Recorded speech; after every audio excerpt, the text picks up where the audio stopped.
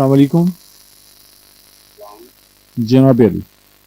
मैं मुख्तार बोल रहा हूँ लक्ष्मी चौक से ਤੁਹਾਡਾ प्रोग्राम सुन रहे थे अचानक ही मैं नंबर मिलाया जी बिस्मिल्लाह जनाब मुख्तार साहब। की टॉपिक तक है जनाब।